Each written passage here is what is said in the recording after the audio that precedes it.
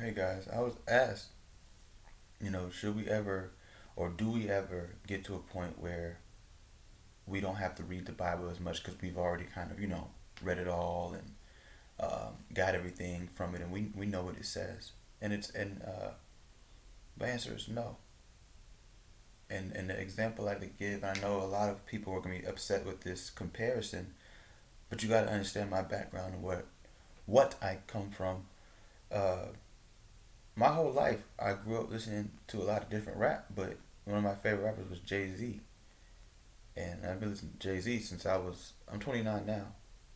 Uh, when I was a little kid, all the way up through adulthood, and one thing that always fascinated me about Jay Z's lyrics was Jay Z would say something that had so many different meanings to it that throughout my life, right? 7 years old, 9 years old, 13 years old, 16 years old, 18, 21, go on. It's taken on different meanings and had different usages or just simply exposed different stories that I didn't understand. As for example, as a kid, if you're a Jay Z fan, you know what I'm about to say. As a kid, I didn't know that the Takeover was necessarily a diss song. I learned that in like high school. Like you see what I'm saying? So just different meanings, You know what I'm saying? Just different meanings, different meanings. And at one point, I told myself, I said, maybe Jay Z's lyrics aren't as lyrical as you think, and that you just was a kid. But when you first become a follower of Christ, you're a baby reading that Bible the same way. And we never stop growing. We never stop learning. You never gonna stop growing. Never stop learning. And you don't even know what phase of life you might end up in. Even if you already married, already got your career, already got your cars, your clothes, and everything you got going on, you never know what's gonna change or what's gonna flip. Like throw you that curveball, and you gotta turn back to that word again. You gotta come back and get a different meaning from it than what you got the first couple of times you might have read something. For example, it took me a long time to understand even this simple line. My whole life I've been reading the Bible. Just like I've been my whole life I was listening to Jay Z. I may not have always lived the Bible, but I always read it. I grew up in the house. I just picked the Bible up. Just that's why it's very important to give your kids the Bible because they will just pick it up sometimes. When I was a kid, it wasn't somebody told me. I was just, this sounds interesting. My whole life, I never understood the line, "The Lord is my shepherd; I shall not want." I said, "Why would I not want God?" Because in the Bible, there's no punctuation, right? It took me literally. I just found this out like 2 years ago. Literally, my whole life I've been reading this part, and I just read it and kind of went over it. The Lord is my shepherd; I shall not want. Until I realized the Lord is my shepherd, comma, I shall not want. I don't want for anything. He's gonna take care of everything that I need to want. I want to see. I want to walk. I want to do. I want to eat. I want to live. God do that, and God do give us everything that we want. When you go back to the curses of Adam and Eve, and even the serpent, right? Those curses were based off of what their actions showed that they want. You want to be like God. You wanted to be above the man. That's why when the devil tempted Eve, and it wasn't until he told her this will make you like God. You got to think from you got to start thinking deeper than what's in the Bible. Okay, so what would make a woman? Why would she want? Because she's sitting back all the time with this hierarchy and she sees this person that she's supposed to tend to tends to him. If I can be like him, I'm above him too. You see what I'm saying? And that appealed to her. That's why she saw it was pleasing. That's what she said, ooh. That's why one of the main punishments that God gave her was what? You gonna always wish to what? Rule over your husband, but you won't. He'll always rule over you. Right? With Adam taking up on the fruit, he stopped doing what he's supposed to do. So from now on, since you're not tending to stuff and you're not gonna go out there and do what you're supposed to do, which is easy for you, I'm gonna make it hard from the sweat of your brows where you eat. You know what I'm saying? The ground will yield to you. You know what I mean? Like it won't give you what it used to give you since you want to go and get this. It's all about what you want, baby. You know what I'm saying? Your actions, your words. It may not be with you. I mean, did the woman want to be cursed like that? No, but this will come with it. All of the 10 plagues in Egypt.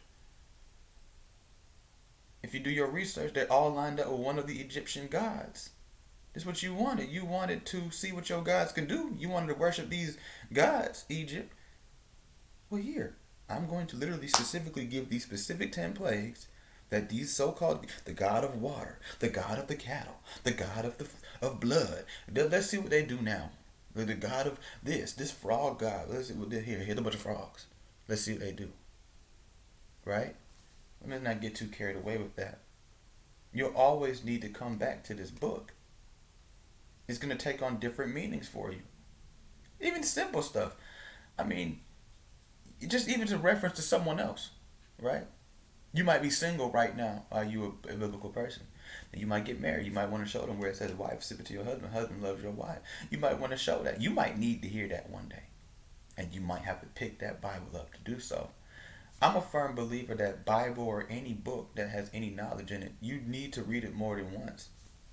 This is a pretty good book right here. Matter of fact, it's right here, right next to my bed. This is a pretty good book I was reading. God will make a way.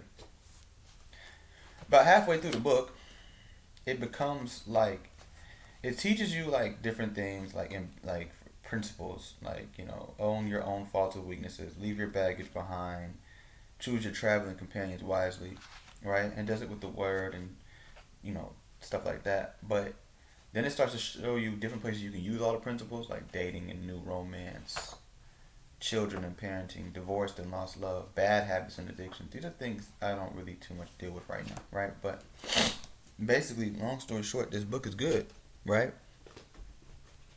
But naturally, I mean, your brain is going to process these things out. You read the book for 10, 15 minutes, then you go watch a YouTube video, then you go to work, and you get on, if you into that type of thing, you get on social media. You kind of start to forget what you read. I read this one book a couple years ago, 50 Cent, Hustle Harder, Hustle Smarter, whatever. I don't really remember anything from it. You have to read things more than once to learn it. Why do you think in school they teach you algebra 6, 7 times? Biology. How many times did they teach you about photosynthesis? I know photosynthesis at the back of my hand. Here I am, 10, 11 years removed from high school, and I still know what photosynthesis is because they teach you over and over and over and over and over and over again. It's practice. You put something down, I promise you, you will forget it. There's only a few things in life that if you stop doing it, you can come back to it like it's nothing. You know, you have to stay in that Bible even once you feel like you've learned it all and you've got everything that you can get from it. And some of y'all probably thinking, well, I've got everything I can get from it right now. Like I said, you might be single, you might not have kids, you might not have certain things going on that the Bible might help you with. So you have probably got everything you can get from it right now. Well, what about those things? You need to keep those things in cycle too. And every time I personally go and read into a different the scripture I've already read plenty of million times before, and I've already got different understandings, I've already prayed and meditated on. I go in there and read it again and get a whole new one, because different things have changed in my life too. I've done different sins since reading this part of the Bible and understanding. So now when I read it again, like yesterday I got angry, right? Y'all know me, I keep it real. I'm not one of these people that gonna get up on here and act like they no. Yesterday I got angry. Didn't curse, didn't hurt nobody, but I got angry, right? And when I jumped into the Bible and I prayed before I read it, and it turned straight to James, I'm gonna say chapter 2, and it says something like, be quick to learn, be quick to, but be slow to anger, be slow to speak, type thing. And I remember just like, it was just so crazy because I turned to God in a situation where I could have tried to handle it on my own. But I turned to God. And when I turned to Him, the first thing He showed me was this. How many times do you think in my life, at 29 years old, do you think I've heard that saying, let alone read it, let alone actually received it and said, I'm going to soak in this and really feel it? Plenty of times. But this was the first time that I read it and felt like a different way about it. It's a new thing. Going back to the Jay-Z analogy, like it was the same thing with Jay-Z. I listened to a Jay-Z song I listened to my whole life. At 21 years old, it sounded different than when I was 13. It hit different. The lyrics are different. I understand more of what he said. I could see triple entendres in there I didn't see when I was a kid.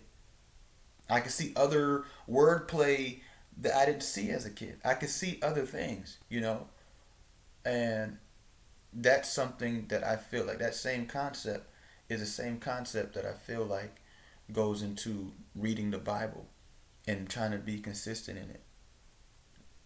And I'm not gonna sit here and act like there's not times that I've read the Bible and thought, all right, I'm not getting anything out of this today. But that doesn't mean to put it down forever, you know. And if you pray and you sit and you wait, you'll find something for you today. That's why I like the YouVersion Bible app. At the bare minimum, I get a verse every day with a video explaining and a devotional and a prayer. At the bare, if I don't do anything else, right? So it just you have to go into these things. It's very simple, you know. So I hope this video was helpful for anybody who's been feeling like, I don't think I really need the Bible as much anymore. No, you need it. You'll need it plenty more times, and you won't feel as guilty when you actually need it if you just stayed in it. You're gonna feel guilty. You walk away from it, and then grief comes upon you or something, and now you're like trying to run to the Bible. You're gonna feel like, you're gonna feel like a fake friend almost, like how a fake friend probably feel when they run back to you. Some of y'all should know how that feels because that's how y'all are the people in your life. But yeah, just stay in your Bible, man. It's a great thing to be in. Why not? What are you gonna lose?